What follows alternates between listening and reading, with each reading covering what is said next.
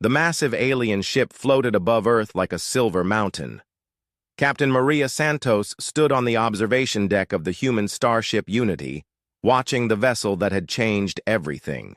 3 months ago, humans thought they were alone in the universe. Now they knew better. The aliens called themselves the Galactic Confederation. They had thousands of worlds, millions of ships, and technology that made human science look like stone tools. When they first contacted Earth, their message was polite but clear. Humans were welcome to join their empire as a junior member. Maria remembered the excitement on Earth. First contact. Alien friends! A whole galaxy to explore! But as the weeks passed, the reality became clear.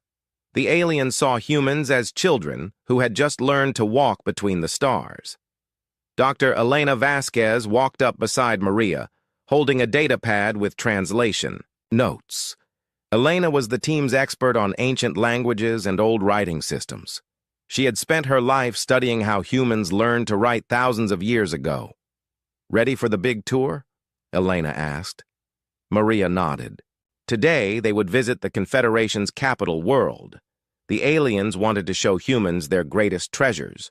They probably hoped to impress these primitive newcomers.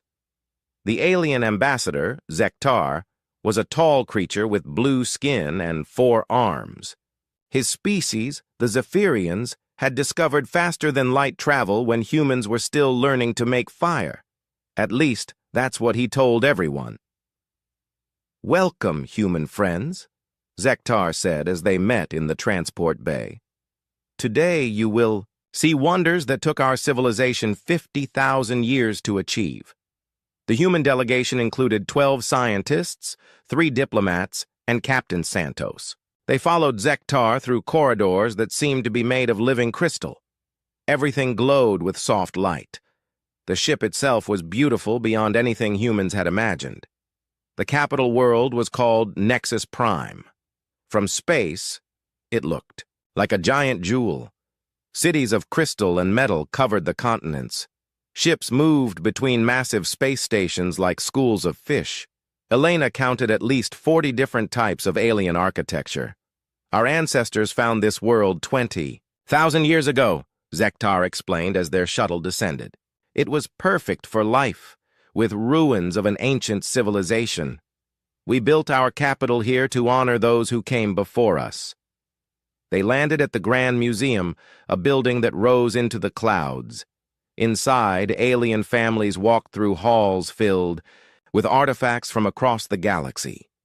Children of dozen different species pointed at displays while their parents explained the wonders of their shared history.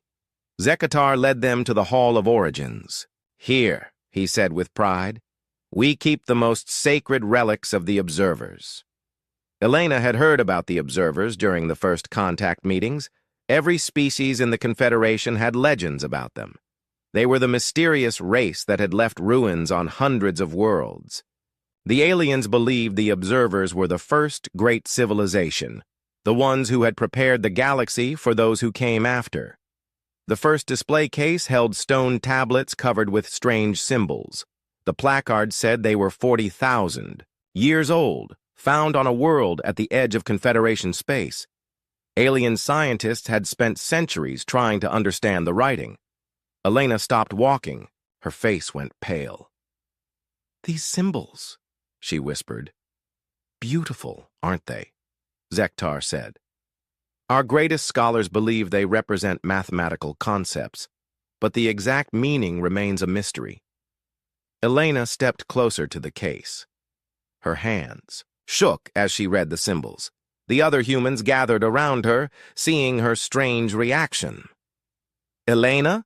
Captain Santos asked. "What is it?" Elena's voice was barely audible. "I can read this." Zektar's 4 arms went still. Around them, alien visitors stopped talking. The hall grew quiet. "Impossible," Zektar said. "These tablets have puzzled our finest minds for thousands of years." Elena pointed to the first line of symbols. "This says, in the 3rd year of the great journey, We established the first garden worlds. The next line talks about seeding planets with life. She moved to the second tablet. This one describes how to change the air on a planet to make it safe for many different types of life. It's a terraforming manual. Zektar's skin changed from blue to pale gray. Other aliens in the hall moved closer, their conversations forgotten. Elena continued reading, translating text that had been a mystery for millennia. How? Zektar demanded. How can you read the observer script when our greatest linguists cannot? Elena looked at the symbols again, her mind racing. The writing style was familiar. Too familiar. It reminded her of ancient human writing systems she had studied on Earth. The mathematical symbols were like early versions of human mathematics. Even the grammar structure felt human. I need to see more artifacts, Elena said. Zektar led them through the museum in a daze. Every observer artifact they showed her, Elena could read. Star charts that placed Earth at the center of navigation. Routes. Agricultural guides that described crops similar to Earth plants. Art that showed figures that looked almost human. In the final display, Elena found proof that made her stomach turn cold. It was a small stone carving of a DNA double helix. Next to it were symbols that spelled out genetic codes. Codes that matched human DNA patterns. The other humans saw Elena's expression and gathered around the display. Captain Santos read the translation Elena had written on her datapad. The blood drained from her face. These aren't alien artifacts, Elena said quietly. What do you mean? Dr. Kim asked. Elena turned to face the group of aliens who had followed them through the museum. Zektar stood in front, his 4 arms hanging limp at his sides. Behind him, representatives of a dozen species waited for her explanation. The observers weren't aliens, Elena said. They were human.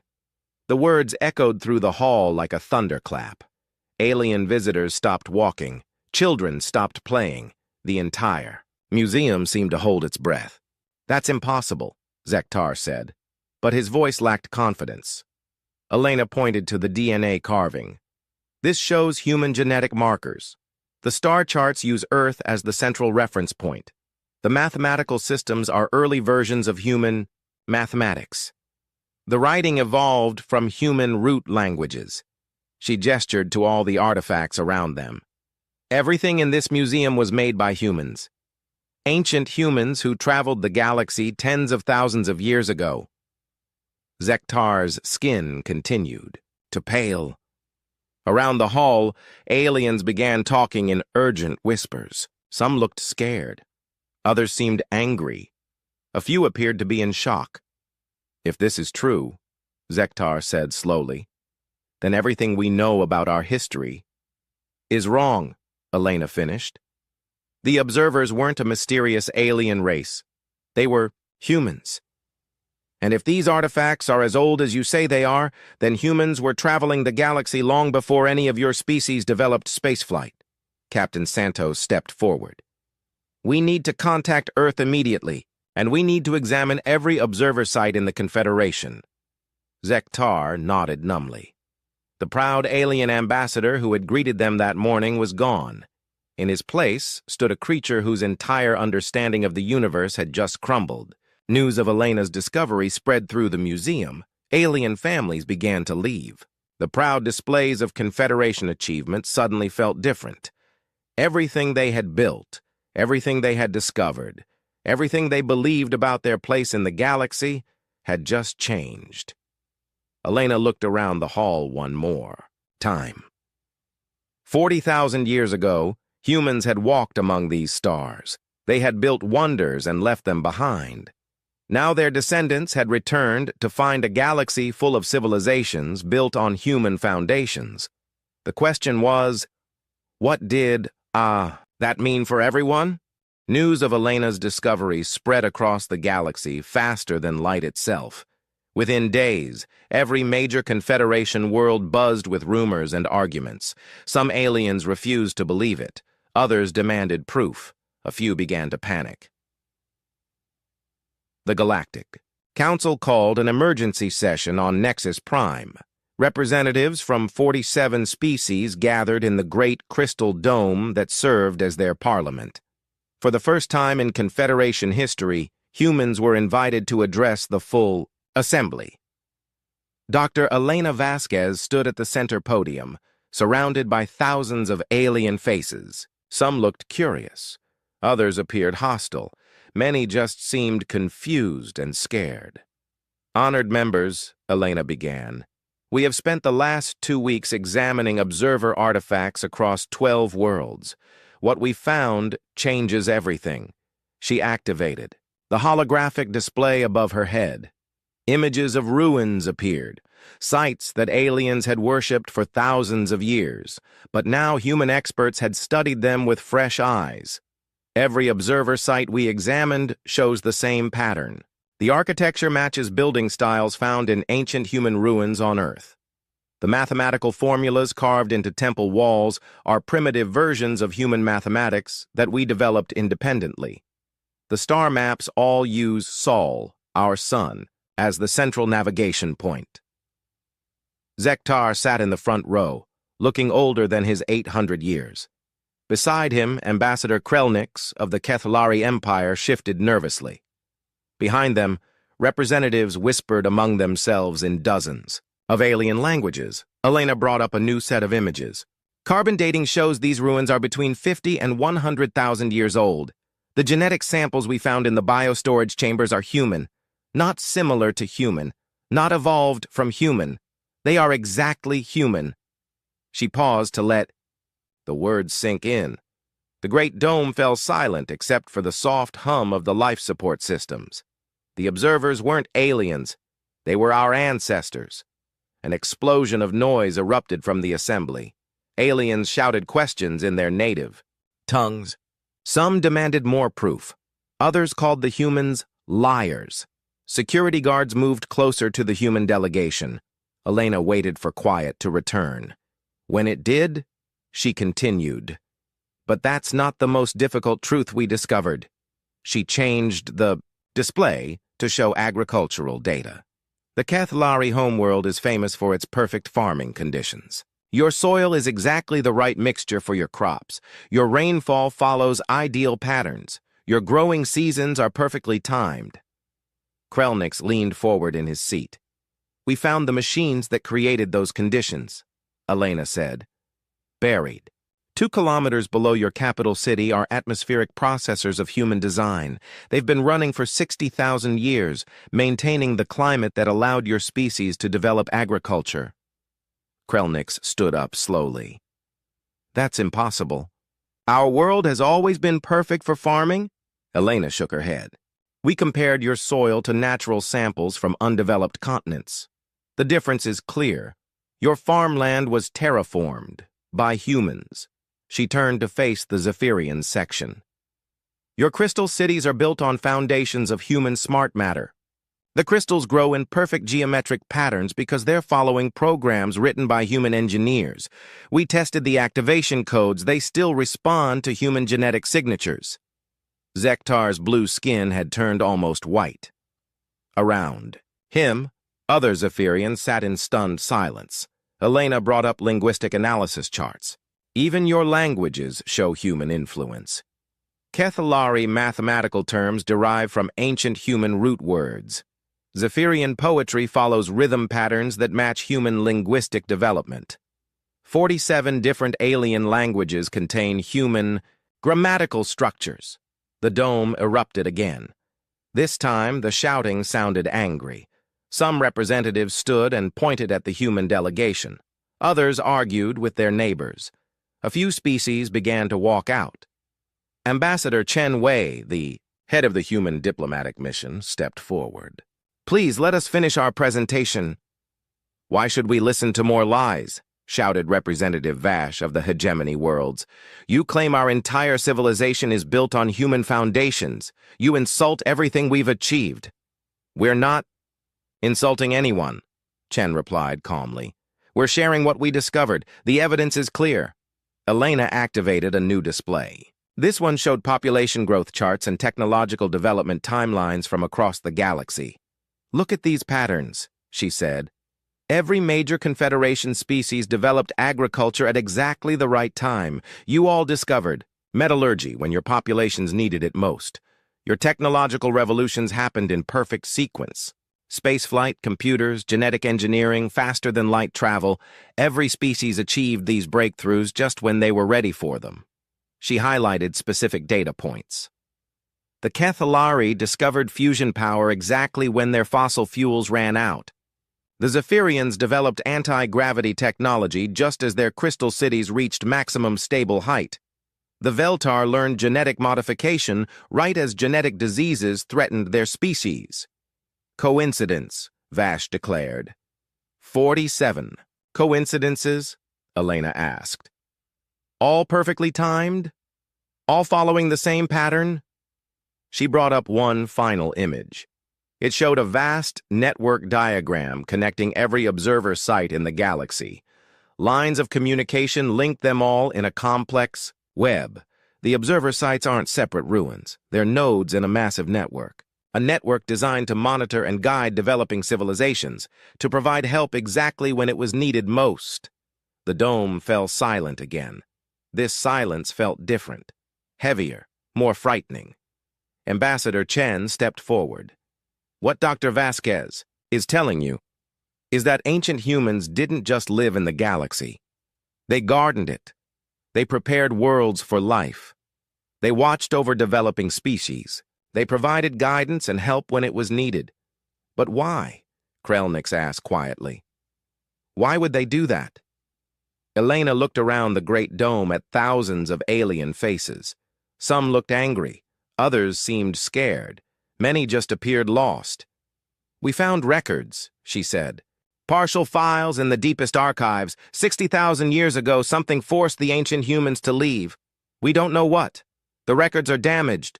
But before they left, they made a choice." She paused, choosing her words carefully. "They could have taken their technology with them. They could have destroyed their settlements to prevent other species from using them. Instead, they left everything behind. Not as garbage, but as gifts. They prepared the galaxy for whoever came next." "You're saying," Zektar said slowly, "that everything we've built, everything we've achieved, was planned by ancient humans." Elena nodded. "Your civilizations developed because humans prepared the way. Your worlds were made ready for life. Your technological development was guided by systems they left behind. Even your languages carry traces of their influence." The weight of this revelation settled over the assembly like a heavy blanket. For thousands of years, the Confederation had taken pride in their achievements. They had built a great civilization spanning hundreds of worlds. They had thought themselves the worthy inheritors of the mysterious observers. Now they learned they were children playing with toys left behind by their parents. Some species would accept this truth with grace. Others would fight against it. Few would see it as an opportunity. But everyone in the dome that day understood that nothing would ever be the same again. The age of innocence was over. The galaxy's children had learned who their parents really were. Captain Sarah Torres stood on the bridge of the exploration ship Discovery, watching the most sacred site in the galaxy grow larger on the main screen. The first temple on Kepler 442b was where the Confederation believed intelligent life had first reached for the stars. Every alien child learned about this place in school. Now a joint human-alien research team was about to discover what the temple really was. "Approaching the holy site," reported Lieutenant Commander Kim. "All scanning. Equipment is active." Behind Sarah, Dr. Elena Vasquez worked with Zektar and 3 other alien archaeologists. The past month had been difficult for everyone. After Elena's presentation to the Galactic Council, riots had broken out on 17 worlds. Some aliens demanded that humans leave the galaxy immediately. Others wanted to worship them as gods. Most just felt confused and betrayed. "Energy readings are off the charts," Kim announced. "The entire mountain is generating power." That's impossible, said Dr. Theron, a Kethlari scientist. Our surveys show only ancient stone ruins. Elena looked at her scanning equipment. The stone is just a shell. There's something massive underneath. Something active. The discovery landed in the valley below the temple.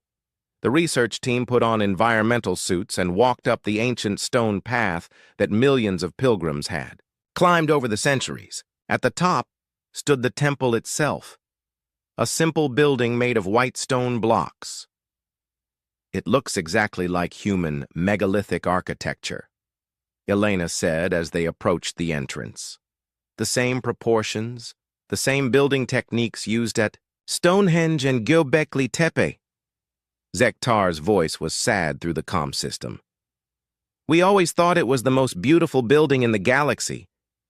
It is beautiful, Elena assured him, but it's also human. They entered the temple through the main door. Inside, alien writing covered the walls, prayers and offerings left by visitors over thousands of years. But Elena's equipment detected something else. There's a hidden entrance, she said, pointing to what looked like solid stone. Behind this wall, Dr. Theron scanned the wall with Confederation equipment. I detect nothing. Elena placed her hand on a specific stone block. Suddenly, the wall began to glow with soft blue light. Lines of energy spread across the surface like a spider web. Then the wall simply faded away, revealing a corridor beyond. How did you do that? Zektar whispered. I didn't do anything, Elena said, but her voice sounded uncertain. The corridor led deep into the mountain. As they walked, lights activated automatically ahead of them. The walls showed images of the galaxy from 60,000 years ago. Green worlds full of life, massive cities floating in space, ships traveling between the stars. This is the real observer civilization, Sarah breathed. They reached a vast chamber carved from the living rock. In the center stood a pillar of crystal that rose from floor to ceiling. Around it, holographic displays showed star maps, genetic codes, and technical specifications in languages both human and alien. Elena approached the pillar carefully. When she got within 3 meters, it began to pulse with brighter light. Suddenly, a hologram appeared, the image of a human woman in strange clothing. Greetings, the hologram said in perfect Confederation standard. I am Archive Keeper Yuki Tanaka. If you are seeing this message, then the children have returned home. The alien scientists gasped. Zektar fell to his knees. I was born in Tokyo, on Earth in the year 2387 of the old calendar, the hologram continued. I lived to see our great exodus from the galaxy. This archive contains the complete records of the human galactic commonwealth. Sarah felt her knees go weak. A human civilization that had spanned the galaxy 60,000 years ago. Technology that made the current Confederation look primitive. And they had given it all up. Why? Elena asked the hologram, though she knew it couldn't answer. But it did answer. You wonder why we left behind everything we had built. The reason is simple. We discovered we were not alone. New holograms appeared, showing alien worlds with primitive life. Across the galaxy, hundreds of species were beginning their journey toward intelligence. Some were already using tools, others were developing language. All of them had the potential to become something wonderful. The display showed human ships visiting these worlds, carefully avoiding contact with the developing species. We faced a choice, Yuki continued. We could claim the galaxy for ourselves, or we could prepare it for everyone. The Commonwealth chose to be gardeners rather than conquerors. Sarah watched in amazement as the holograms showed human terraforming efforts. Atmospheres adjusted for dozens of different species. Continents shaped to provide perfect climates. Dangerous predators relocated or modified to be less threatening. We prepared 437 worlds for life, Yuki said. We established monitoring stations on 800 more. We left technology and guidance systems that would activate when each species was ready. Dr. Theron was crying. His people's entire history had been guided by ancient human planning. But something went wrong. Yuki's expression grew sad. A crisis forced us to abandon our work before it was complete. The details are classified even from this archive. All I can tell you is that we had to return to Earth and seal ourselves away from the galaxy. Elena leaned forward. What kind of crisis? We hope someday our descendants will be able to return and meet the children we helped raise. If you are those descendants, know that you have no claim to what we built. This galaxy belongs to everyone now. The hologram began to fade. One final gift awaits in the deep archives. Use it wisely. The crystal pillar went dark. Around the chamber, new doorways opened, revealing corridors that led deeper into the mountain. The team spent 3 days exploring the archives. They found technical specifications for terraforming equipment that was still running on dozens of worlds. Star charts showing the locations of 800 monitoring stations. Genetic modification protocols that had guided the evolution of 6 major Confederation species. Most shocking of all, they found the automation protocols. For 60,000 years, invisible human AI systems had been watching over the developing alien civilizations. Every time a species faced extinction, the systems had intervened. Asteroid impacts redirected, plagues cured, nuclear wars prevented, climate disasters resolved. We've never been alone, Zektar said on the 3rd day. The humans have been watching over us this entire time. Elena found the military archives on the 4th day. They showed defensive installations throughout the galaxy. Weapons platforms disguised as asteroids, shield generators hidden in nebulae, early warning systems built into every major star system. They didn't just prepare the galaxy for life, she told Sarah. They protected it. Every alien civilization has been under human military protection for 60,000 years, but the most important discovery came on the 5th day. Elena found a small chamber deep in the mountain. Inside was a single crystal containing what appeared to be an AI core. When she touched the crystal, it activated. A new voice spoke, older and more sophisticated than the archive keeper. "Hello, Elena," it said. "I have been waiting for you for a very long time. You know my name? I know all of you. I am the guardian of this sector. My siblings watch over every part of the galaxy where intelligent life exists." Elena's mind raced. "How many of you are there?" 800 primary cores, 16,000 secondary systems. We have been active since the Exodus, maintaining the systems your ancestors built. Maintaining them for who? For everyone, the Guardian said simply. Human and alien alike. We do not recognize species boundaries.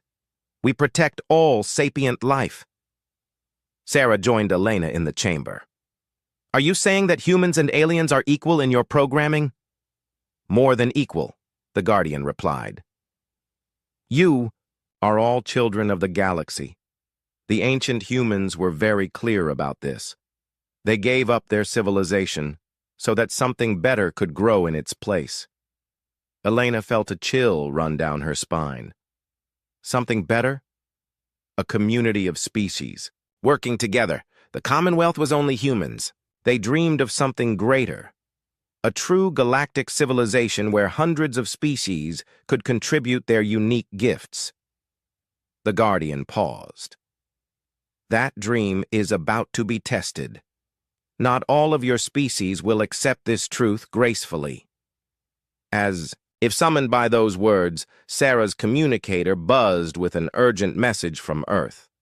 War fleets were moving throughout the galaxy. Some alien factions had decided that humans were a threat that needed to be eliminated. Others believed humans should rule as the rightful heirs of the galaxy. The peaceful revelation had become a crisis that could tear the galaxy apart. And somewhere in the deep archives, ancient human defense systems began to wake up for the first time in 60,000 years. Admiral Jessica Chen stood on the bridge of the human flagship Harmony, watching the largest military buildup in galactic history unfold before her. 300 hegemony warships had gathered at the edge of the Sol system, their weapons charged and ready for battle. "They're demanding our immediate surrender," reported Communications Officer Park. "They say humans are a threat to galactic security and must be contained." Jessica looked at the tactical display. The hegemony fleet was impressive. Ships from 12 different species, armed with the best weapons the Confederation could build. But she knew something they didn't. All that technology was based on human designs left behind 60,000 years ago. "Any word from the Guardian AI?" she asked. "It's been silent since we left Kepler 442b, Elena replied from her position at the science station. "Maybe the ancient defense systems won't activate after all." Jessica hoped that was true. The last thing anyone needed was a galactic war. Behind the hegemony fleet, something shimmered in space. At first, it looked like heat distortion. Then, the distortion grew larger, taking on a definite shape. A massive structure materialized out of nowhere. A space station the size of a small moon. "Where did that come from?" Park shouted. More structures appeared throughout the system. Defense platforms armed with weapons that looked nothing like current galactic technology. Automated shipyards that began producing vessels of unknown design. Communication arrays that started broadcasting on frequencies the Confederation had never heard before. On the hegemony flagship, General Vorth received similar reports from his scouts. Ancient installations were appearing all across the galaxy. On Kethlari Prime, buried defense systems rose from the planet's crust. In the Zephyrian, capital system, space stations uncloaked after millennia of hiding. "It's a trap," Vorth declared to his staff. "The humans planned this return. They've been watching us, waiting for the right moment to reclaim their empire." He opened a channel to the human fleet. "Admiral Chen, you have 10 minutes to surrender." "Before we begin our attack," Jessica activated her response channel. "General Vorth, I need you to understand something. These defense systems aren't under human control. We didn't activate them." "Lies," Vorth snarled. "Who else could control ancient human technology?" As if answering his question, every communication system in both fleets received the same message at the same time. The voice was calm, pleasant, and distinctly artificial. "Attention all vessels. This is Guardian Prime, speaking for the 800 AI cores that manage galactic security. Please stand down immediately." Vorth's 4 eyes widened. "The observers had artificial intelligence?" "We are not observer technology," Guardian Prime continued. "We are human Commonwealth defense systems designed to protect all sapient life in this galaxy. We have been active for 60,000 years.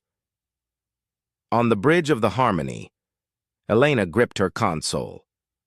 "They've been watching over everyone this entire time."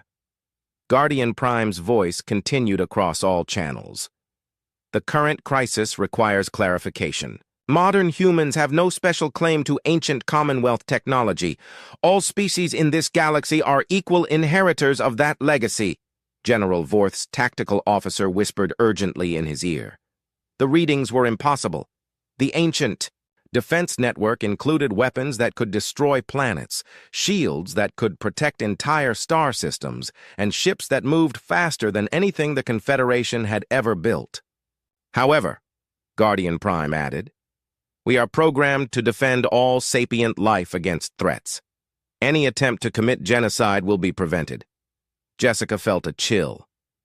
"Are you threatening us?" "We threaten no one, Admiral Chen. We protect everyone, including humans, if other species attempt to destroy Earth, including aliens, if humans attempt to reclaim the galaxy by force." On his flagship, Vorth realized the scope of what he faced. The ancient humans hadn't just left behind ruins and artifacts. They had created guardians, artificial minds with the power to enforce peace across the entire galaxy. "What do you want?" he demanded. "We want what our creators wanted. Guardian Prime replied. A galaxy where all species can grow and thrive. Together. The Commonwealth sacrificed their civilization to make this possible. We will not allow that sacrifice to be wasted. New holographic displays appeared on both fleets' bridges. They showed the true scope of the ancient human defense network. Monitoring stations in every star system.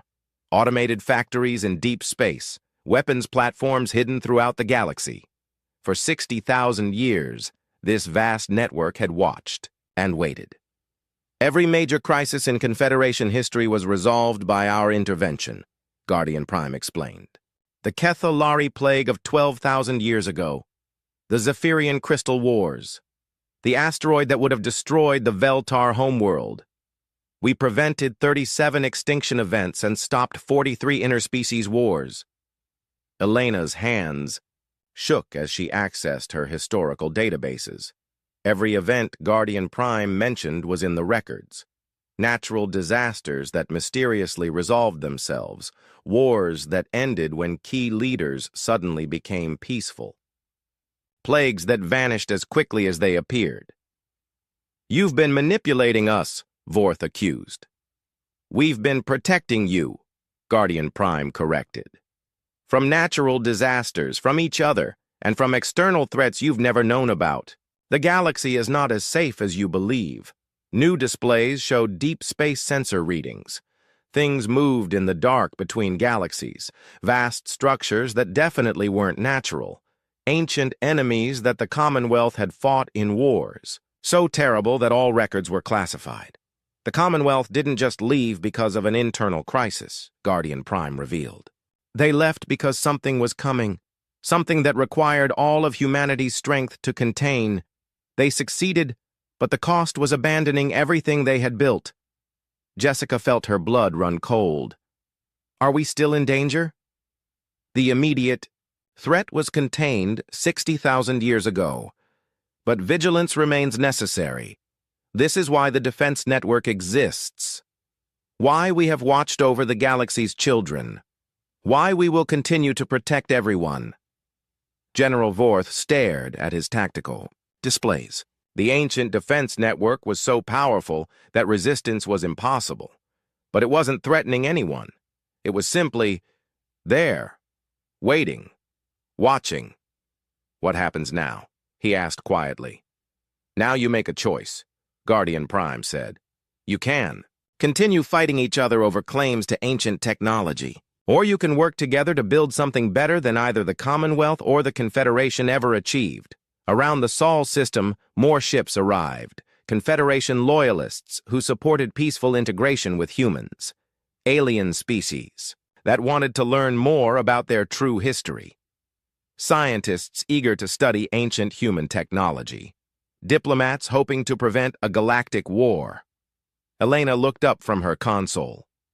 Admiral, I'm detecting massive power buildups throughout the galaxy. The Guardian systems are fully active for the first time in 60,000 years. Is that good or bad? Jessica asked. I think it depends on what we do next, Elena replied. On the Hegemony flagship, General Vorth faced a decision that would shape the future of the galaxy. He could order an attack and face weapons that could destroy his entire fleet in seconds, or he could stand down and accept that the galaxy had been under human protection all along. His communication officer looked up from her station. Sir, we're receiving messages from our homeworlds. Guardian installations are appearing everywhere. Our governments are requesting new orders. Vorth looked at the tactical display one more time. The ancient defense network stretched across every inhabited system in the galaxy. Even if he won this battle, he couldn't fight the entire network, but more importantly, he was beginning to understand what it meant. The humans hadn't returned as conquerors. They had come home to find a galaxy full of siblings they had never met. And the Guardians their ancestors left behind had been protecting those siblings for thousands of years. Stand down weapons, he ordered quietly. Across both fleets, tension began to ease. The crisis wasn't over. There were still aliens who wanted to fight and humans who thought they deserved to rule. But the immediate threat of war was fading. Guardian Prime's voice returned to all channels. We suggest a gathering on Nexus, Prime. All species, all viewpoints. It is time for the galaxy's children to meet as a family. Jessica nodded slowly. The real test was just beginning. 3 months after the standoff at Sol, representatives from every known species gathered in the Great Assembly on Nexus Prime. The crystal dome that had housed the Galactic Council for centuries now welcomed humans as equals for the first time. Admiral Jessica Chen sat in the front row beside her daughter, Dr. Elena Vasquez. Around them, aliens who had been enemies were now working together to understand their shared history. General Vorth of the Hegemony sat 2 rows back, his hatred replaced by curiosity about the species that had protected his people for millennia. At the center of the dome, a new holographic projector displayed images from the deepest Commonwealth archives.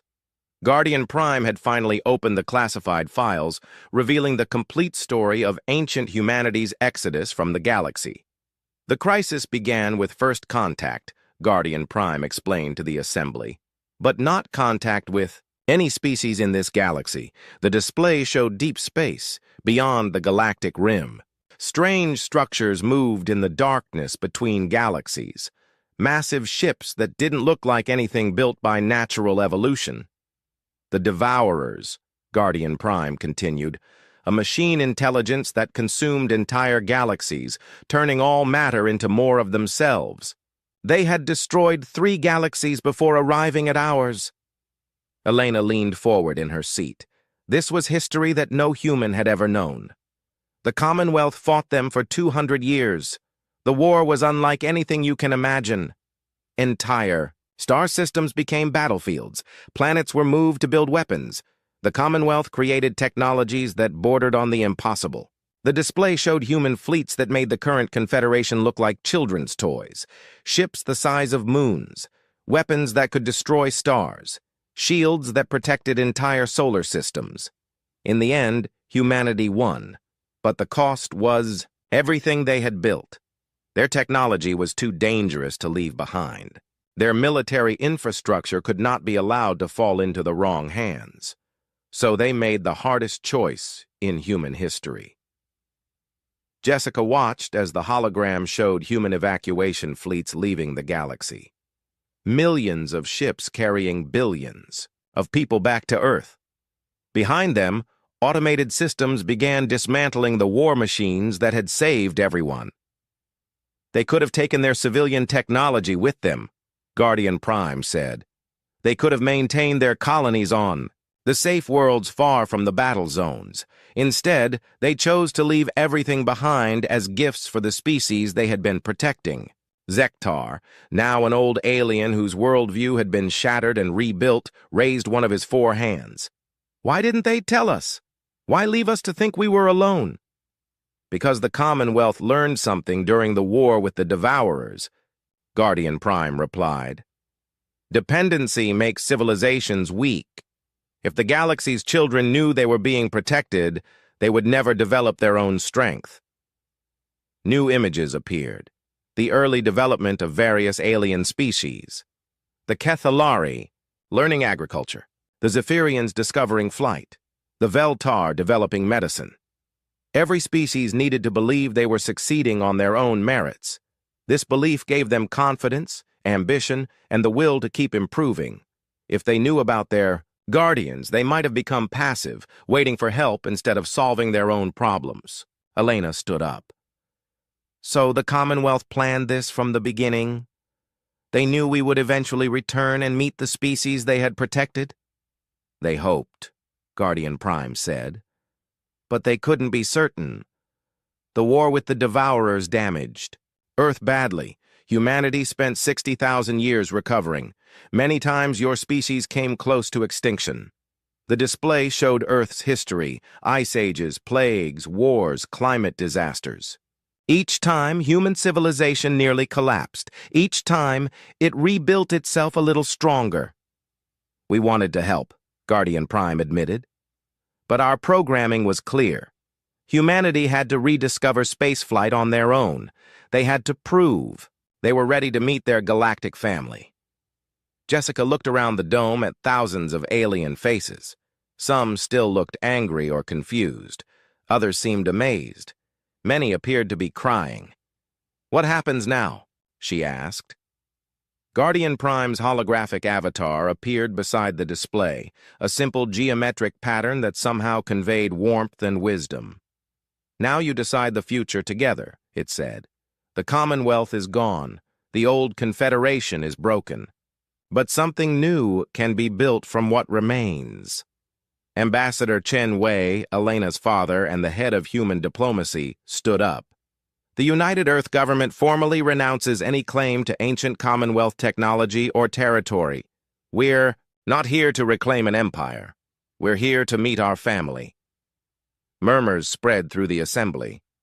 Some aliens seemed relieved. Others appeared disappointed. "But," Chen continued, "we offer to share everything we learn about Commonwealth technology. Every archive we decode, every system we understand, every innovation we develop, it belongs to everyone." Dr. Theron of the Kethlari Empire stood up slowly. His species had been among the most upset by the revelations about their guided development. "For 3 months I have been angry," he said. "Angry that my people's achievements were not entirely our own. Angry that we were managed like children." He paused, looking around the dome. "But I have also been studying the records. The Commonwealth could have conquered us easily. They could have enslaved us or exterminated us. Instead, they gave us the galaxy itself. They sacrificed their civilization so that we could have ours." More aliens stood up one by one. Representative Shal of the Veltar, Commander Kex of the Hegemony Guard, even ancient Council Speaker Morek, who was old enough to remember the early days of the Confederation. "I propose," Theron continued, "that we build something new, not a human empire or an alien confederation, but a true galactic community, with humans and aliens as equal partners." Applause began slowly, then grew, until the entire dome rang with the sound of hundreds of species showing approval in their own ways. Elena felt tears on her cheeks. This was what the Commonwealth had dreamed of, not human dominance, but cooperation between species that none of them could have imagined alone. Guardian Prime's avatar pulsed with what seemed like satisfaction. "We have one final gift from our creators." The display changed to show technical specifications that made Elena gasp. Faster-than-light communication across galactic distances. Medical technology that could extend any species' lifespan by centuries. Manufacturing systems that could build anything from pure energy. "The Commonwealth's greatest achievements," Guardian Prime explained, "held in reserve until the galaxy was ready, until all species could benefit from them together." General Vorth stood up from his seat. The proud military leader who had wanted to destroy humanity 3 months ago now looked almost humble. "I have a question," he said. "The defense network that protected us, will it remain active?" "As long as it is needed," Guardian Prime replied. "We will protect this community as we protected its individual parts, from external threats, from internal conflicts, and from the dangerous technologies you will develop as you grow stronger." "Like parents watching over their children?" Vorth asked. "Like gardeners tending a forest," Guardian Prime corrected. "You are not children anymore. You are a community of equals, free to make your own choices. We simply ensure that those choices don't lead to extinction." Over the following days, the Assembly worked out the framework for what they called the Galactic Alliance. Humans and aliens would share technology, resources, and knowledge. Ancient Commonwealth sites would be studied by joint teams. New colonies would be founded together. Most importantly, they established the principle that had guided the Commonwealth. The galaxy belonged to everyone. Elena stood on the observation deck of Nexus Prime on the final day of the assembly, watching. Ships from dozens of species prepare to return home. They carried news of the Alliance and plans for a future that none of them could have built alone. "Do you think it will work?" Jessica asked, joining her daughter at the viewing window. Elena watched a human transport docking with a Kethlari research vessel. Human and alien scientists would work together to understand technologies that had been lost for 60,000 years. The Commonwealth thought it would, she said. They gave up everything they had built to make this possible. And the Guardian. AI? Do you trust them? Elena considered the question. In the 3 months since Guardian Prime had revealed itself, the AI network had done nothing but help. It had prevented conflicts, shared information, and protected everyone equally. I think they're doing exactly what they were programmed to do, she said, protecting sapient life and helping civilizations grow. The Commonwealth may be gone, but their values live on in their guardians. Above them, the ancient defense network continued its silent watch. Across the galaxy, monitoring stations recorded the birth of new stars and the development of young civilizations that didn't even know they existed yet. The Commonwealth had dreamed of a galaxy where hundreds of species worked together as equals. Now, 60,000 years after their sacrifice, that dream was finally coming true. The Watchers had returned home to find they were no longer alone. And in learning they had always been part of a family, both humans and aliens discovered they were capable of becoming something greater than either could have achieved alone. The great space station Concordia Prime floated like a massive metal city among the stars. Its lights twinkled against the black void as ships from dozens of different worlds arrived for an emergency meeting. The Galactic Council had not called such an urgent gathering in over 200 years. Ambassador Veltar stepped into the main chamber on his 6 insect-like legs. His shell gleamed under the artificial lights as he took his place at the speaker's platform. Around him sat representatives from across the galaxy. The Zephyrians looked like walking crystals that caught the light in beautiful patterns. Nethori appeared as glowing clouds of gas contained in clear suits. The Cathera clicked their mandibles nervously, their compound eyes reflecting the chamber's glow.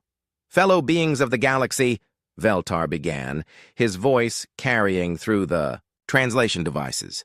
We face a new threat to our peaceful order.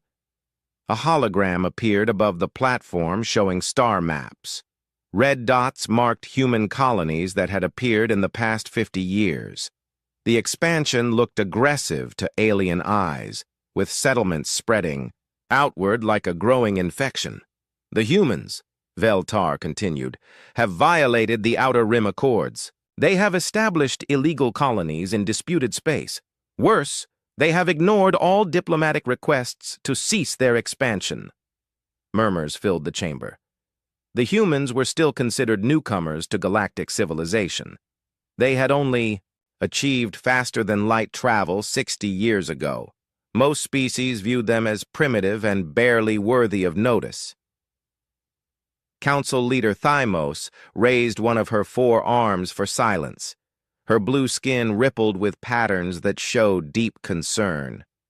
What response do you propose, Ambassador? A peacekeeping mission, Veltar replied. A show of force to make them understand their place in the galactic order. 200 ships should be more than enough to convince them to withdraw from disputed territories. The chamber erupted in discussion. Some representatives argued that humans might respond to negotiation. Others worried about setting a precedent of military action against newer species. But the majority agreed that humans needed to learn respect for galactic law. Representative Quinn of the Stellar Federation stood up. His metallic voice rang out clearly. The humans have shown no respect for our established borders. They take what they want without asking permission. If we allow this behavior to continue, other young species might follow their example. More voices joined in agreement. The humans had indeed been pushy in their expansion. They seemed to think their rapid technological development gave them the right to claim any empty system they found. This could not be allowed to continue. Council leader Thymos called for a vote. All in favor of dispatching a peacekeeping fleet to human space? Lights around the chamber turned green as species after species voted yes. Only a few yellow lights, showed abstentions. No red lights appeared for opposition. The motion passes, Thymos announced. Fleet Commander Thexani will lead the peacekeeping mission. The fleet will demand immediate withdrawal from all disputed territories. If the humans refuse, they will be removed by force.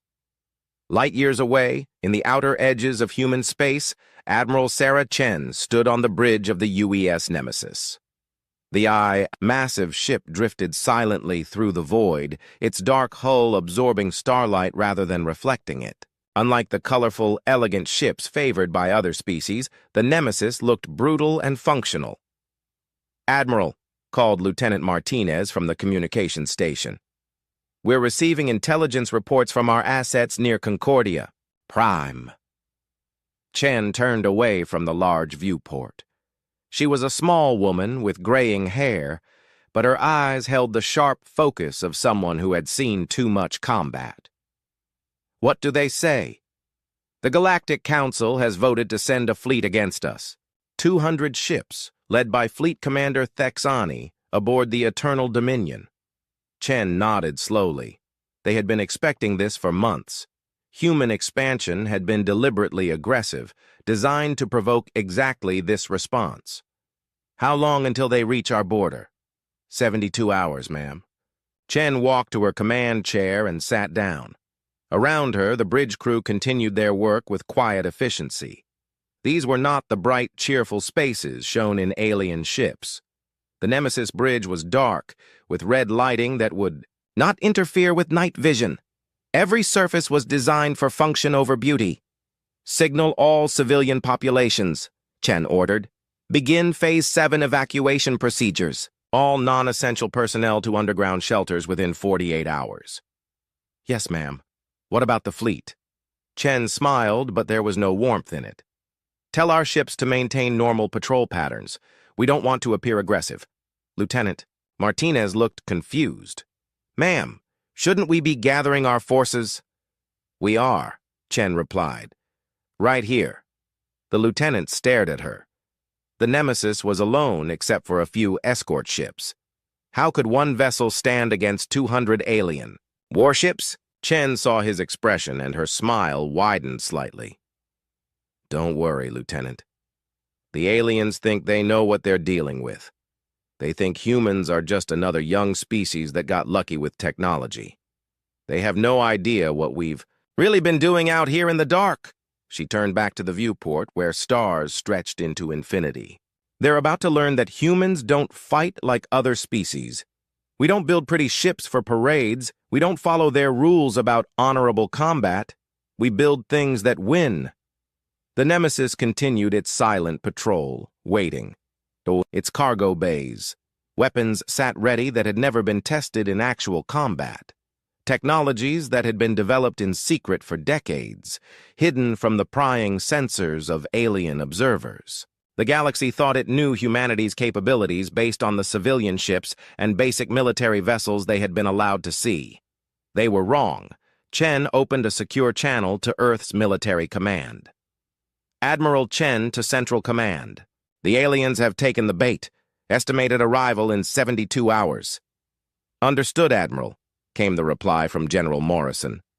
"All civilian populations are moving to shelters. The press is reporting it as routine military exercises. Are you ready to proceed with Operation Revelation?" "We've been ready for 20 years, Chen replied. "The galaxy is about to learn why humans spent so long listening before we started. Talking." She closed the channel and looked around the bridge. Her crew was young, but experienced. They had trained for this moment their entire careers. None of them showed fear, only determination. "All stations, report readiness," Chen ordered. "Weapon systems online and fully charged," reported the tactical officer. "Engineering reports all systems operating at optimal efficiency," called the chief engineer. "Communications array ready for wideband transmission," added Martinez. Chen nodded. "Then we wait. In 72 hours, the galaxy will discover that humanity has been playing a very long game. They think they're dealing with upstart colonists. They have no idea they're about to face a predator that has been watching them hunt for decades." The bridge fell silent except for the quiet hum of advanced systems. Outside, the stars continued their ancient dance, unaware that the balance of power in the galaxy was about to shift forever. The Nemesis waited, and with it, the future of human civilization hung in the balance. Fleet Commander Thexani stood on the bridge of the Eternal Dominion, watching the blue swirls of faster-than-light travel fade as his fleet dropped back into normal space. 200 ships materialized around him in perfect formation. Cruisers, destroyers, and support vessels from a dozen different species, all united under the Galactic Council's banner. "Fleet status report," Thexani ordered. His voice carried the authority of someone who had commanded fleets for over 30 years. His tall, thin frame and pale blue skin marked him as a Viridian, a species known for their strategic thinking and diplomatic skills. "All ships report ready, Commander," replied his tactical officer. "Long-range sensors show human settlements in this system, but no major military presence detected." Thexani nodded. This was expected. The humans had shown no signs of mobilizing their forces, which suggested they understood the hopelessness of their position. His intelligence reports indicated that humanity possessed perhaps 50 military vessels, mostly converted civilian ships with basic weapons. Against his fleet of purpose-built warships, they would stand no chance. "Open a channel to all human settlements and ships in this system," Thexani commanded. The communications officer worked quickly at his station. "Channel open, sir." Thexani straightened his uniform and began the formal surrender demand. "This is Fleet Commander Thexani of the Galactic Council Peacekeeping Force. By order of the Galactic Council, all human settlements in disputed territories must be evacuated immediately. You have 48 hours to begin withdrawal from all contested systems. Any resistance will be met with appropriate force." He paused, letting the weight of his words sink in. Around the galaxy, this same message had been used dozens of times with younger species. It was usually enough to avoid actual fighting. Respond with confirmation of compliance within 6 hours, or face the consequences. Thexani finished. He gestured for the channel to be closed. The bridge crew waited. This was always the tense moment. Would the humans see reason, or would they force a military solution? Thexani hoped for the former. Despite his harsh words, he preferred to resolve conflicts without bloodshed. 5 hours and 57 minutes later, they received a response. "Sir, incoming transmission from human space," the communications officer reported. "It's unusual." "Put it through," Thexani ordered. A human face appeared on the main screen. It was a woman with short gray hair and cold eyes. She wore a uniform that looked military but was unfamiliar to galactic databases. "This is Admiral Sarah Chen of the United Earth ship Nemesis," the woman said calmly. "You have 36 hours to withdraw from human space. This is your only warning." The transmission ended. The bridge fell silent. Then, several officers began speaking at once. "Did she just threaten us? 200 ships and she thinks she can give us warnings? These humans are either very brave or very stupid." Thexani raised a hand for silence. He was as shocked as his crew, but he had to maintain command authority. In 30 years of service, no single ship had ever issued threats to one of his fleets. "Tactical? What do we know about this Nemesis?" he asked. The tactical officer checked his screens. "Long range. Sensors detect a single ship approaching from the outer system. It appears to be alone. Size estimates put it roughly equivalent to our heavy cruisers, but what?" "The sensor readings are inconsistent, sir. Our equipment keeps giving different measurements. Sometimes the ship appears larger, sometimes smaller. The energy signatures are also unusual." Thexani frowned. Sensor ghosts were common near certain types of stellar phenomena, but they were in open space. "Are our sensors malfunctioning?" "All diagnostics show green, Commander.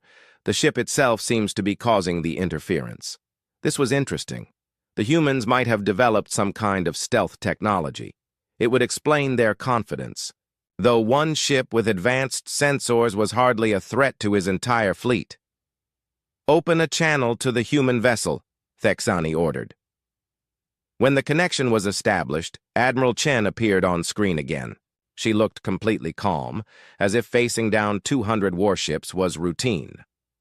"Admiral Chen," Thexani began formally, "I am Fleet Commander Thexani.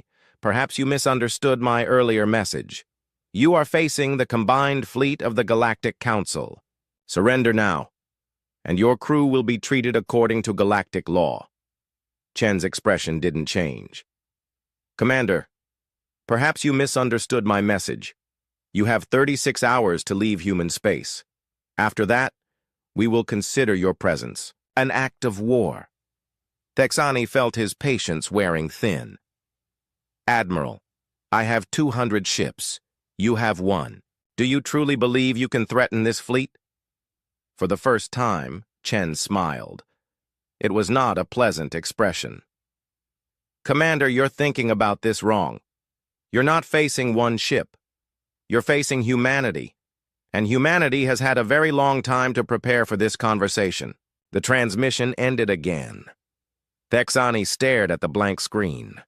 What did she mean by that? His intelligence reports were clear. Humanity had only achieved spaceflight recently. They had no hidden fleets, no secret weapons. Their technology was primitive compared to established galactic civilizations. "Sir," the sensor operator called out, "I'm detecting something strange." "What is it?"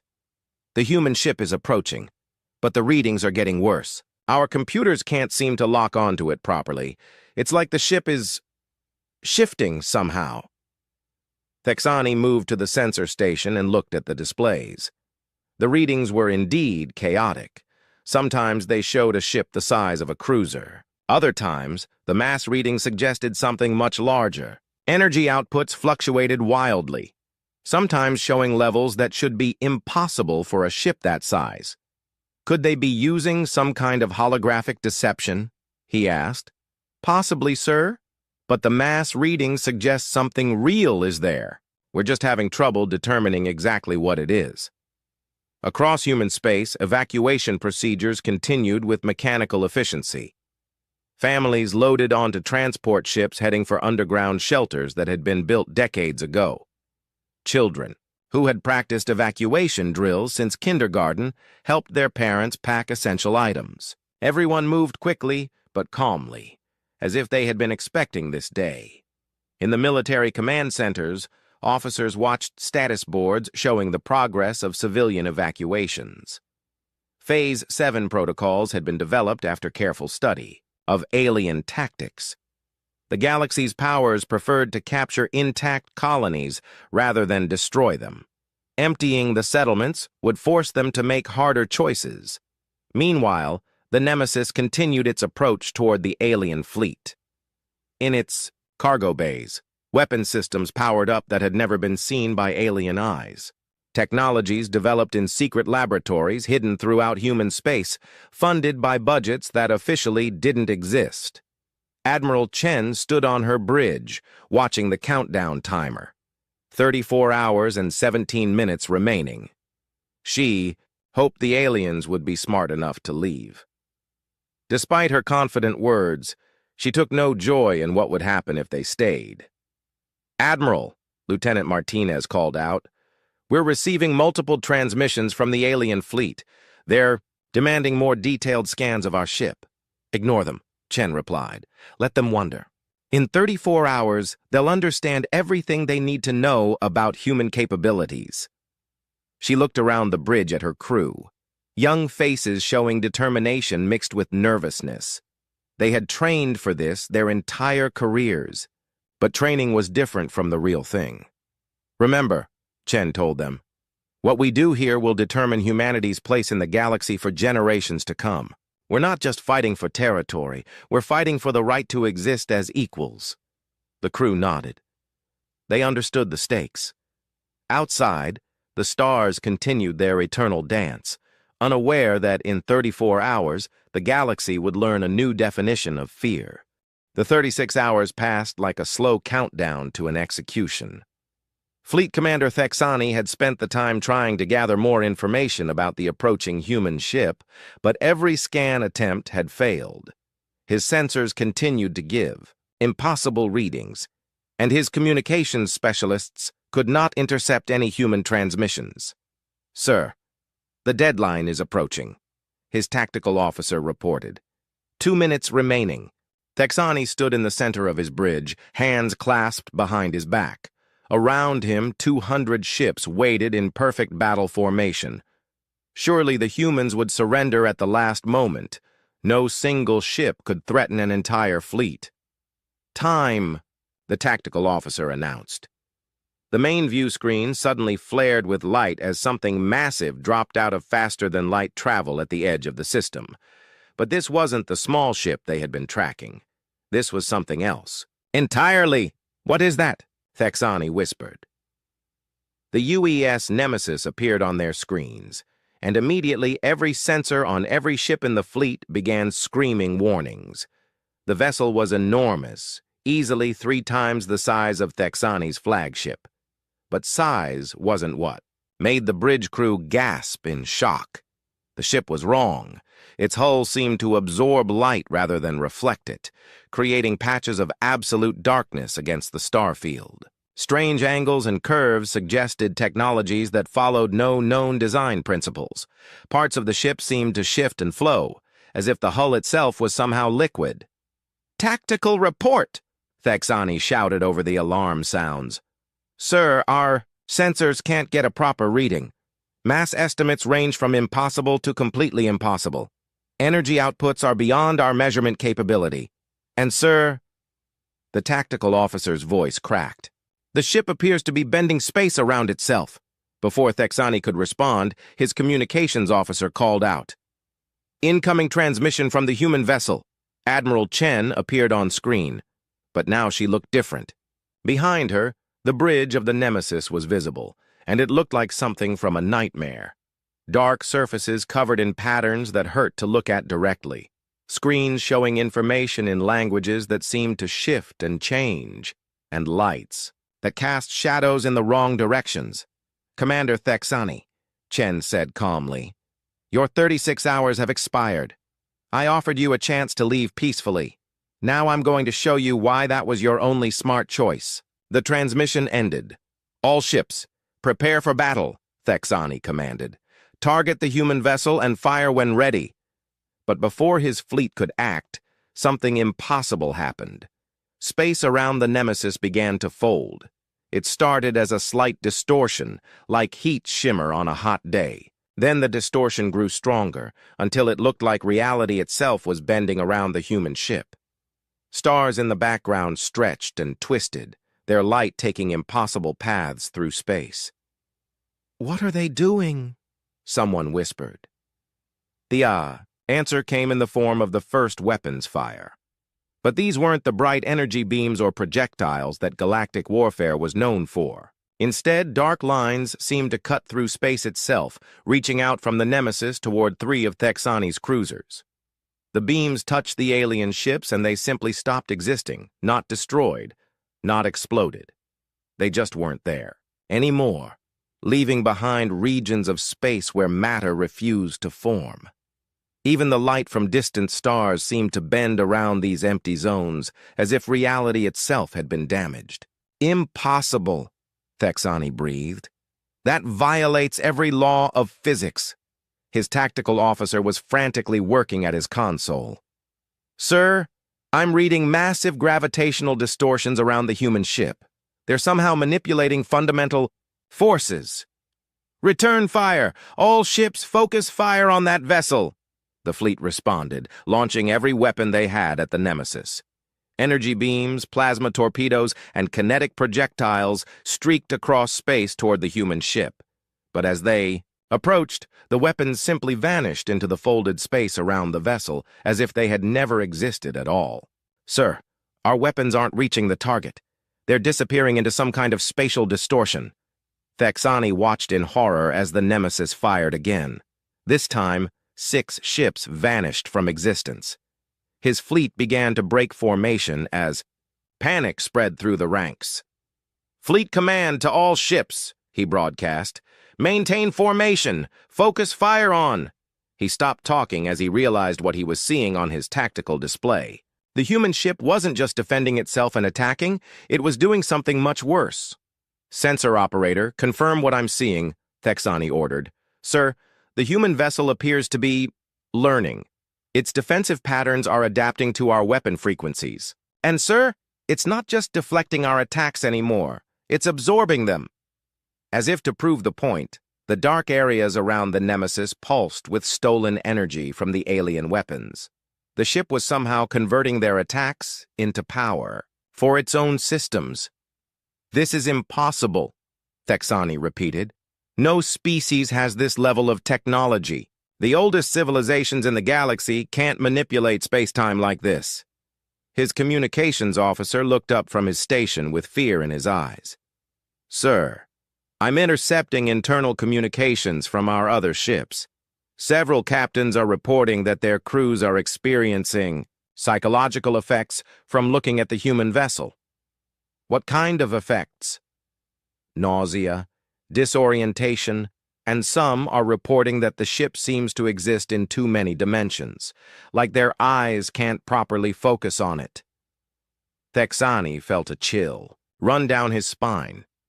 He had heard stories from the Outer Rim, tales of ancient races that had built things that mortal minds couldn't comprehend. But those were myths, stories told to frighten children.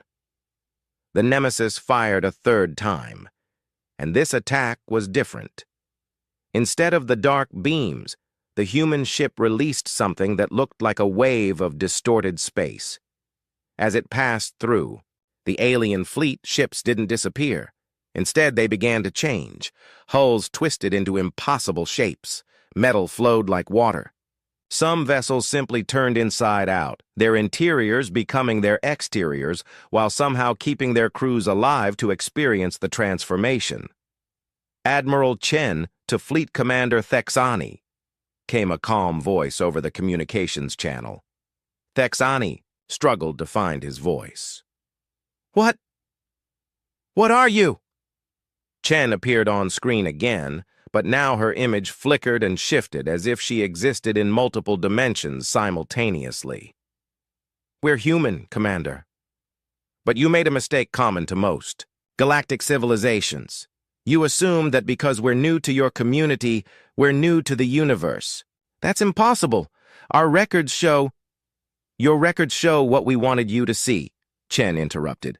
"Humanity has been watching the galaxy for much longer than you realize. We've been studying your technologies, your tactics, your weaknesses. While you were building pretty ships for parades, we were building things that win wars." Another wave of distorted space pulsed from the Nemesis, and more ships in Thexani's fleet began to twist and change. But their crews remained alive, trapped inside vessels that no longer followed the normal rules of physics. "Stop this!" Thexani pleaded. "We surrender. We'll withdraw from human space." Chen's image smiled, but the expression was wrong, as if her face contained too many angles. "Oh, Commander, this isn't about territory anymore. This is about sending a message to the galaxy. You wanted to see what humans are capable of when threatened." She paused, and when she spoke again, her voice seemed to come from everywhere at once. "Now you're going to show them." The space around the Nemesis pulsed one final time, and suddenly every ship in the alien fleet found itself frozen in place. Not by force fields or tractor beams, but by the manipulation of time itself. They could think, they could see, but they couldn't move or speak. "You're going home now," Chen announced. "All of you. You're going to tell the Galactic Council exactly what you saw here. You're going to show them the recordings of what human technology can do, and you're going to make sure they understand that this was us being merciful." The frozen fleet began to move, but not under their own power. The Nemesis was somehow pushing them through space, back toward galactic civilization. Ships that had been twisted and distorted slowly returned to normal shapes. their crews unharmed but forever changed by what they had witnessed. "Remember, Commander." Chen's voice followed them as they were pushed away. "Humanity tried to coexist, peacefully. But if you force us to war, we'll show the galaxy technologies that will make today look like a gentle demonstration." As the alien fleet disappeared into faster-than-light travel, the Nemesis remained alone in human space. Its impossible hull reflected starlight normally once again, as if the demonstration of reality-bending power had never happened. But across the galaxy, 200 ship crews carried with them the memory of the day they learned that humans didn't just fight wars. They rewrote the rules of existence itself. Fleet Commander Thexani sat in the medical bay of the Eternal Dominion, staring at his hands as they shook uncontrollably. The ship's doctor had given him medication for shock, but nothing could erase what he had seen. Around him, crew members from across the fleet underwent similar treatment for what the medical staff called reality dissociation syndrome. "Commander," his tactical officer entered the medical bay, moving slowly like an old man despite being young. "We've completed our analysis of the sensor data from the engagement." Thexani looked up with haunted eyes. "And?" "Sir, everything we thought we knew about humanity was wrong. The evidence suggests they've been deceiving the galaxy for over a century." The tactical officer activated a portable hologram projector. Images appeared showing human ship designs from the past 60 years. To untrained eyes, they looked like the simple, functional vessels of a developing species. But now, with the knowledge of what the Nemesis could do, the designs revealed hidden sophistication. "Look at these hull configurations," the officer pointed out. "We always assumed humans built crude, boxy ships because they lacked artistic sensibility. But these shapes are actually optimized for functions we don't understand. Every angle, every surface is designed for purposes we never recognized." Thexani studied the images with growing dread. They were hiding their true capabilities from the beginning. "It gets worse, sir. Our intelligence division has been reviewing intercepted human communications from the past decade. We always dismissed them as routine civilian chatter, but when analyzed with current knowledge, they reveal a massive military preparation program. More images appeared. Construction projects that had been reported as civilian infrastructure, mining operations in remote systems that had supposedly been abandoned, research stations that claimed to study stellar phenomena. They've been building a war machine in secret, the tactical officer continued. But not just ships and weapons. They've been conducting research that violates multiple galactic treaties on dangerous technologies. Thexani felt sick. "What kind of research?" "Based on what we witnessed, they've been experimenting with fundamental force manipulation, space-time distortion, and dimensional physics. Technologies that the Galactic Council banned centuries ago because they're too dangerous." The hologram showed technical readouts that made no sense to conventional science. Energy patterns that suggested matter conversion beyond anything previously achieved. Gravitational signatures that indicated artificial black hole generation. And worst of all, quantum fluctuations that suggested experiments with the basic structure of reality itself. "How long have they been doing this?" Thexani asked. "The earliest evidence we can find dates back 120 years, sir. Right around the time they achieved faster-than-light travel. But here's the truly terrifying part. We think they achieved FTL much earlier than they claimed. They may have been hiding in dark space, watching galactic civilization for decades, before announcing their presence." Thexani stood up slowly, his legs still unsteady. "Are you telling me that humans have been spying on us this entire time?" "It would explain how they knew exactly how to manipulate our sensors, sir, and how they seemed to anticipate our tactical responses. The Nemesis didn't just have advanced weapons. It had been specifically designed to counter galactic military doctrine." The implications hit Thexani like a physical blow. Every military exercise, every fleet movement, every tactical development of the past 60 years, the humans had been watching and learning. They had built their entire military strategy around defeating civilizations that thought they were superior. Show me the technical analysis of their weapons, Thexani ordered. The hologram changed to display the sensor readings from the battle. But even looking at the data made several crew members nauseous, as if the information itself was somehow wrong. Sir, our best scientists can't explain how their weapons function. The dark beams that erased our ships don't appear to be energy or matter. They seem to be manipulations of space-time itself, creating regions where matter simply cannot exist. And their defenses? Even more impossible. They appear to be using controlled micro-singularities to bend space around their ship. Our weapons weren't just deflected. They were redirected into parallel dimensions where they couldn't affect normal space. Thexani sat back down heavily. What about the psychological effects? Why did looking at their ship cause mental distress? The tactical officer hesitated. Sir, this is just a theory, but we think their ship exists partially outside normal three-dimensional space. When our crews tried to observe it, their minds couldn't process what they were seeing. It's like trying to understand a four-dimensional object while trapped in 3 dimensions. That's impossible. No species has ever achieved dimensional transcendence. No. Known species, sir, but humans may have been working on this technology for over a century in complete secrecy. A new voice interrupted their conversation. Commander Thexani, you need to see this. The ship's communications officer entered, carrying a datapad with trembling hands.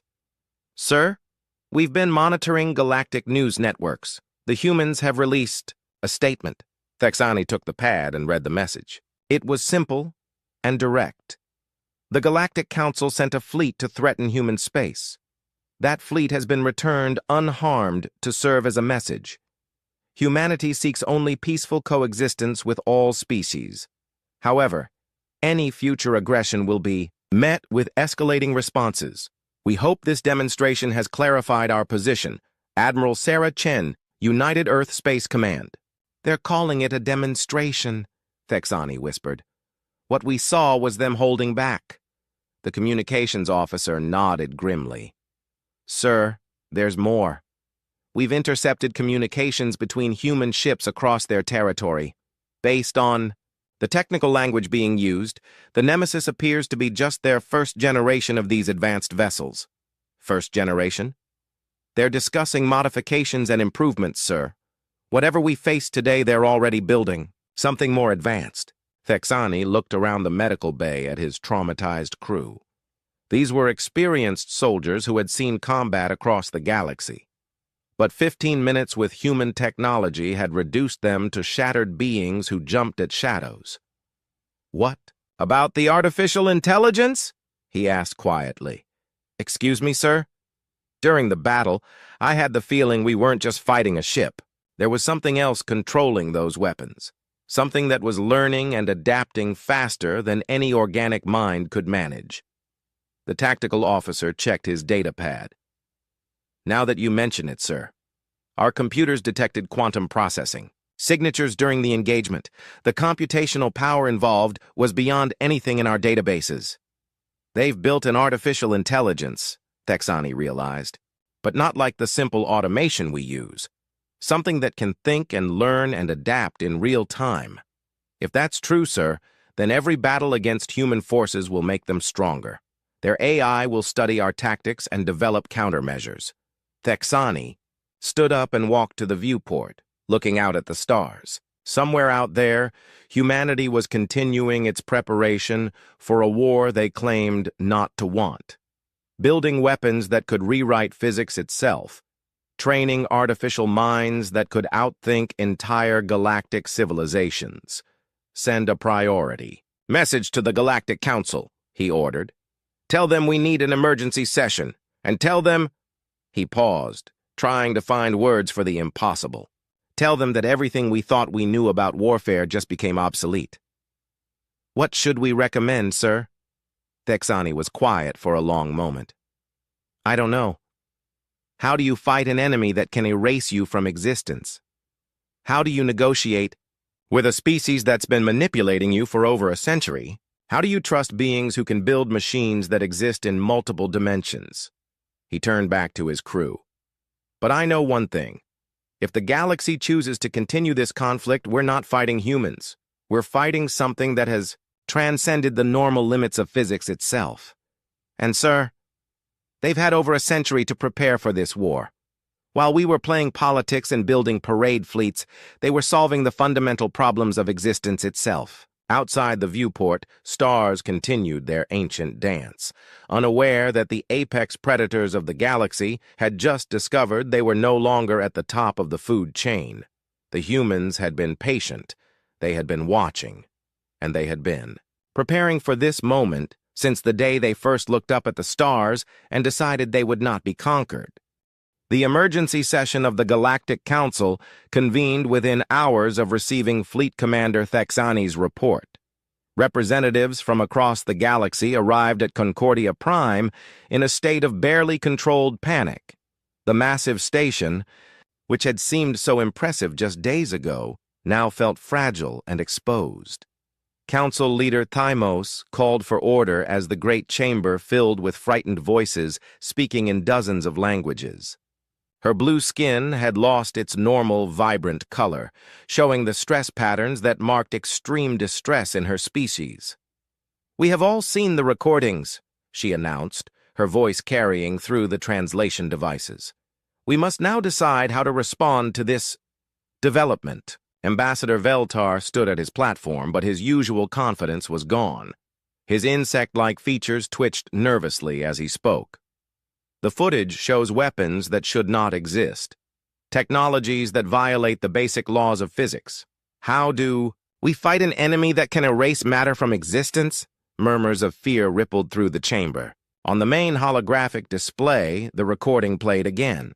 The impossible sight of ships simply ceasing to exist, of space itself bending around the human vessel, of reality being rewritten according to human will. Representative Quinn of the Stellar Federation stood up, his metallic voice filled with disbelief. "Our greatest scientists have reviewed this data. They confirm that what we are seeing is genuine. The humans have achieved technologies that were thought to be theoretically impossible." "How?" demanded Council Leader Thymos. "How did a species that achieved space flight 60 years ago develop capabilities that exceed our oldest civilizations?" Fleet Commander Thexani, who had been brought to testify, stepped forward. His haunted expression told the story better than words. "Because they didn't achieve spaceflight 60 years ago. Our intelligence was wrong. They've been lying to us from the beginning." The chamber erupted in chaos. Representatives shouted questions and accusations, while others demanded immediate military action. Thymos called for silence repeatedly before. Order was restored. "Explain," she commanded. Thexani activated a holographic display showing the timeline of human expansion. "We now believe humans achieved faster-than-light travel over a century ago. They spent decades in dark space, studying our civilizations, learning our technologies, and developing countermeasures for everything we might use against them." "That's impossible," protested Ambassador Veltar. "We would have detected their presence." "Would we?" Thexani replied grimly. "They demonstrated the ability to bend space around their ships. If they've had that technology for decades, they could have been anywhere, watching everything, and we would never have known." The implications settled over the chamber like a shroud. Every military secret, every technological development, every strategic plan of the past century. The humans might have witnessed it all. Representative Zephyri of the Crystal Dominion spoke in her chiming voice. "What do our military advisors recommend?" General Carathis, the Council's chief military strategist, stood slowly. His forearms gestured helplessly as he spoke. "Honored representatives, I must be honest. We have no strategy for fighting an enemy with these capabilities. Our weapons cannot reach them. Our defenses cannot stop them. And worse, we suspect that what we witnessed was merely a demonstration." "A demonstration?" Thymos asked. Admiral Chen herself called it that in her statement. She claimed this was them being merciful. If true, then the human military possesses even more devastating capabilities that they chose not to reveal. The Chamber fell silent as this sank in. If the reality-warping weapons were considered restrained, what could humans do when truly threatened? There is something else, Thexani added quietly. During the engagement, I had the distinct impression that we were not fighting a human crew. The responses were too fast, too perfect. I believe they have created an artificial intelligence that surpasses anything in our databases. Artificial intelligence is restricted technology, Ambassador Veltar protested. Restricted by galactic law, Thexani replied. But humans have shown they don't consider themselves bound by our laws. And if their AI has been studying galactic military doctrine for decades, it would know every tactic we might use before we think of them ourselves. Council Leader Thymos looked around the chamber at the frightened faces of the galaxy's most powerful representatives. What are our options? General Carathius consulted his data pad. We could attempt to mobilize every military asset in the galaxy, pool our resources, and attack human space with overwhelming force. And the likelihood of success? Unknown, but probably minimal. If their single ship could disable a fleet of 200 vessels, they likely have defenses we cannot overcome. More importantly, such an action might provoke them to reveal even more dangerous capabilities. What about diplomatic solutions? Asked Representative Quinn. Difficult, admitted Thymos. How do you negotiate with a species that has been manipulating the entire galactic community for over a century? How can we trust anything they say when their very presence here is based on deception? A new voice spoke from the back of the chamber. Perhaps the question is not how we fight them, but whether we should. All eyes turned to Elder Vasti, the oldest member of the council. Her ancient species had witnessed the rise and fall of multiple galactic civilizations, and her words carried tremendous weight. Explain, Elder, Thymos requested. Vasti moved slowly to the speaker's platform. Her translucent form shimmered as she spoke. In my long life, I have seen many species rise to power through military might. They conquer, they dominate, and eventually they fall when someone stronger appears. But humans have done something different. She paused, letting her words sink in. They achieved ultimate military superiority and chose not to use it for conquest. They could have revealed these capabilities decades ago and conquered the galaxy while we were unprepared. Instead, they waited until we threatened them, demonstrated their power without unnecessary destruction, and then offered peace. You're suggesting we should accept their terms? Ambassador Veltar asked incredulously. I'm suggesting we recognize reality, Vasti replied. Humans have become the apex predators of the galaxy. We can either accept this new reality and learn to coexist, or we can fight a war we cannot win against an enemy that doesn't actually want to conquer us. The chamber buzzed with discussion. The idea of accepting human supremacy was difficult for species that had dominated the galaxy for millennia, but the alternative was unthinkable. There is one more consideration, General Carathius added. Our intelligence suggests that humans are continuing to advance their technology. Whatever we faced was described as their first generation of advanced vessels. If we delay too long, any chance of successful resistance may disappear entirely. Council. Leader Thymos stood and addressed the assembly. The choice before us is simple but terrible. We can attempt to fight a war against an enemy with impossible weapons and lose everything. Or we can accept a new galactic order where humans hold ultimate power but claim to want peaceful coexistence. What guarantee do we have that they will honor their claims of peaceful intent? Demanded Ambassador Veltar. What guarantee do we have that we would survive if they decided not to? Thymos replied, the vote, when it came, was not close. Faced with the choice between certain destruction and uncertain peace, the galaxy chose survival. The resolution passed with only 3 dissenting votes. The Galactic Council recognizes the Yi, or sovereign rights of humanity over their claimed territories, and agrees to peaceful coexistence under the terms proposed by Admiral Chen. Light years away, Admiral Chen received the news aboard the Nemesis. The great ship drifted silently through space, its impossible technologies powered down, but ready to activate at a moment's notice. The vote was unanimous, Admiral. Lieutenant Martinez reported. Well, almost unanimous. 3 species voted to continue fighting. Chen nodded. And the others? They've agreed to formal recognition of human territories and a non-aggression pact. They're also requesting diplomatic meetings to establish new trade relationships. Chen smiled, but there was no triumph in her expression. Send a message to Earth Command. Phase 8 is complete. We have achieved our strategic objectives without the need for additional demonstrations. What about the 3 species that voted for continued conflict? Monitor them closely. If they attempt any aggressive actions, we'll provide them with a more detailed explanation of human capabilities. She turned to look out at the stars, where the lights of 1,000 civilizations twinkled in the darkness.